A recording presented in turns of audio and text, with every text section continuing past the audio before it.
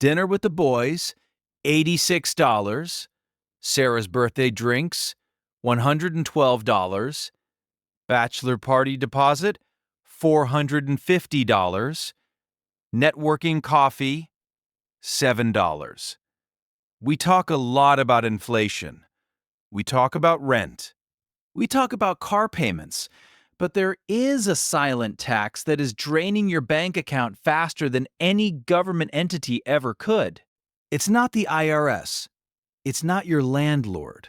It's your friends. I call this the friend tax. It is the premium you pay for social acceptance.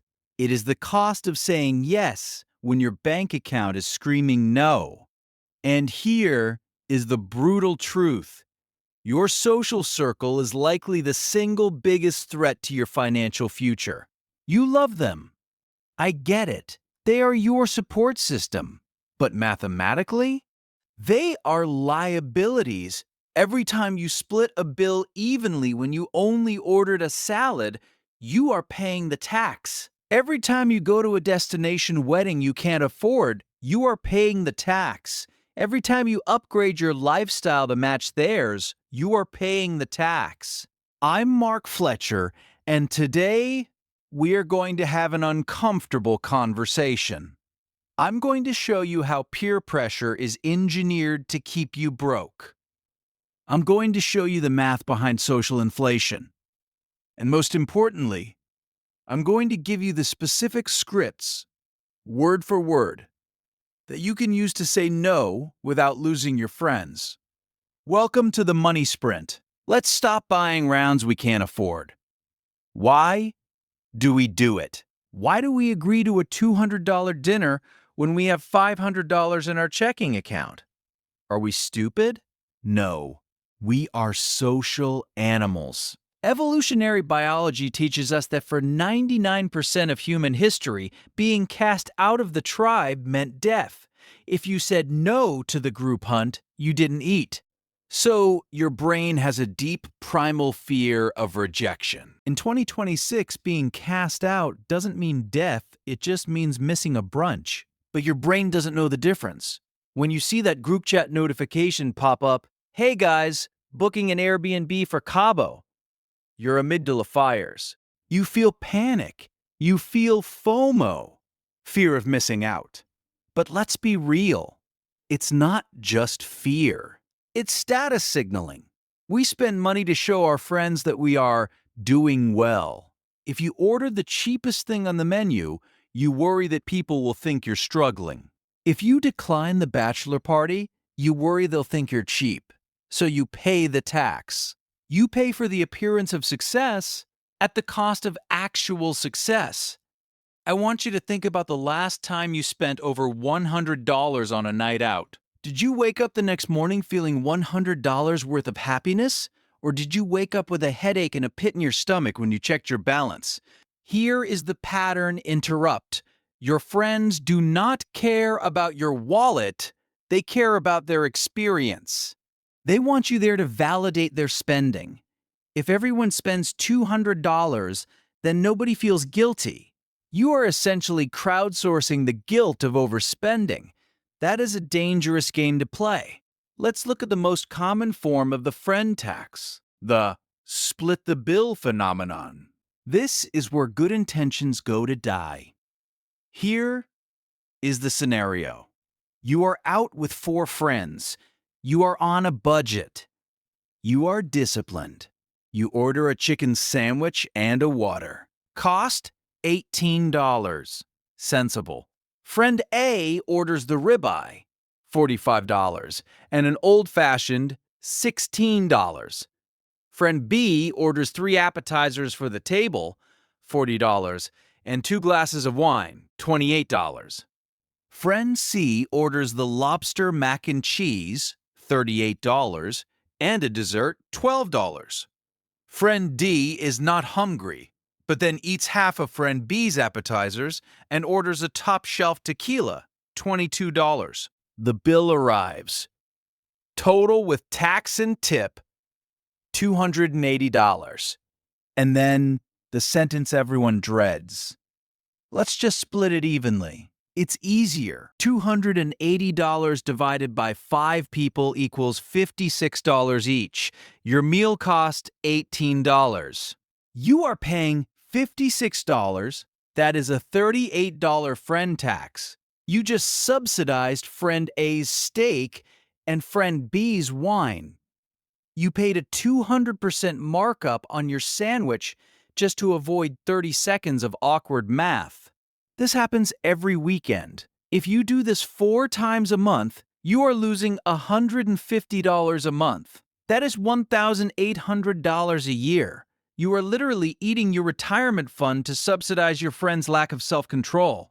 And the worst part? The people who suggest splitting evenly are always the ones who ordered the most expensive items. Have you noticed that? The guy with the salad never says, "Let's split it." The guy with the steak always says it. It is financial predation disguised as convenience. Now we have to talk about the big boss of the friend tax: weddings. In your 20s and 30s, you will be invited to approximately 4,000 weddings. Okay, slight exaggeration, but it feels like it. The average cost to attend a wedding in 2025 is over $600 if it's local, and over $1,500 if it involves travel. And it's not just the wedding, it's the engagement party, the bridal shower, the bachelor/bachelorette party, which is now a 4-day trip to Nashville or Vegas, the hotel, the Uber, the dress/suit, the gift. Let's do the math on being a good friend. Friend gets engaged, engagement gift, $50. Bachelor trip to Miami, flights, Airbnb, club tables, food, $1,200. Wedding gift, $150. Hotel for wedding, $300. Travel, $200. Suit rental, $200. Total cost to support one friend, $2,100. If you have 3 close friends get married in 1 year, that is $6,300. That is a down payment on a car. That is maxing out your Roth IRA for the year. Gone. In 3 weekends. This is the wedding industrial complex. It guilts you into spending money you don't have to celebrate a union that, statistically speaking, has a 50% chance of ending in divorce. Sorry, that was dark, but we deal in facts here. You are not a bad friend if you say, "I can't afford the bachelor trip." You are a bad friend to yourself if you go into debt for it. I had a client. Let's call him Dave. Dave spent $4,000 on his best friend's destination wedding in Italy. Dave put it on a credit card at 24% interest. It took Dave 2 years to pay it off. He ended up paying $5,500 total. Dave is still paying for the wedding. The couple is already divorced. Let that sink in. Okay, the problem is clear. You are bleeding money. But Mark, how do I stop? I don't want to be the cheap guy. I don't want to lose my friends. This is the hardest part. You need scripts. You need preloaded sentences that you can fire off in the group chat before the pressure builds. Here are the 3 scripts I use. Steal them. Script 1, the goals frame for the expensive dinner. Instead of saying, "I can't afford it," which sounds weak, say, "Hey guys, I'm locking down my budget this month to hit a savings goal. I'd love to come, but I'm going to stick to something small / just get a drink." Why it works? You aren't poor. You are disciplined. People respect goals. People judge brokenness. Frame it as a choice, not a restriction. Script 2, the alternative pivot for the weekend trip. Instead of just saying no, offer a cheaper alternative. That trip sounds awesome, but it's out of my price range right now. What if we did a day trip to the lake / hosted a poker night at my place instead? Why it works? You are showing that you still value the friendship. You just reject the price tag. You are still investing in the relationship. Script 3. The preemptive strike. For the bill split. This is the most important one. You must say this before you order. When the waiter comes, "Hey, could you put mine on a separate check? I'm expensing this / tracking my budget strictly." Why it works? The waiter doesn't care. Your friends won't object because it's already done. You remove the split option from the table before the tequila shots arrive. And here is the advanced move. If your friends mock you for this, if they say, "Oh, come on, don't be cheap," or "live a little," get new friends. I am serious. If your friends require you to harm your financial future to be in their presence, they are not friends. They are parasites. True friends will say, "Good for you, man. I should probably do that too." Try this test next week. Tell your group, "I'm doing a no-spend month to save for a house." Watch their reactions. Group A. That's awesome. Let's do a potluck/movie night. Keep them. Group B. Lame. You're no fun anymore. Cut them. Your net worth is the average of the 5 people you spend the most time with. If those 5 people are broke and reckless, you will be broke and reckless. So, we've talked about defense. Now let's talk about offense. How do you have a social life without spending money? It requires creativity. Spending money is the lazy way to socialize. Doing things is the active way. Here are 3 high-value, low-cost social activities.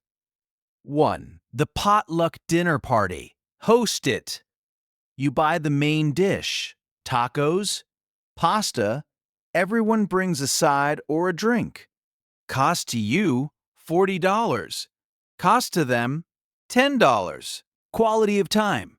Higher than a loud restaurant because you can actually hear each other. 2.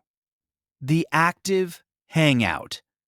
Hiking, running club, basketball, pickleball. Cost, $0. Benefit, you get fit, you bond, you save money. Rich people love active hangouts. Broke people love sitting and consuming hangouts. Notice the pattern?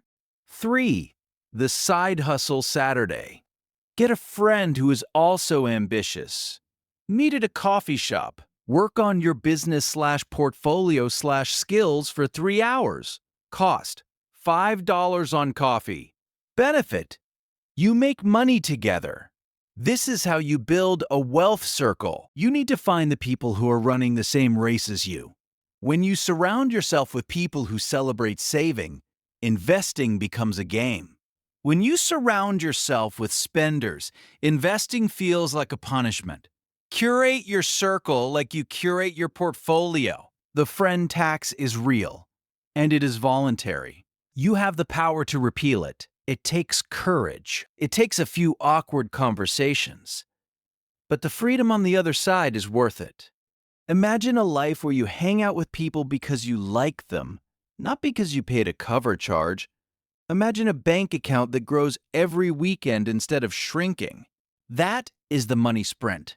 If you are ready to stop paying the friend tax, I want you to do one thing. Send one text this week using the scripts I gave you. Just one. See what happens. If this video gave you the courage to say no, hit the like button and subscribe. Choose your friends wisely.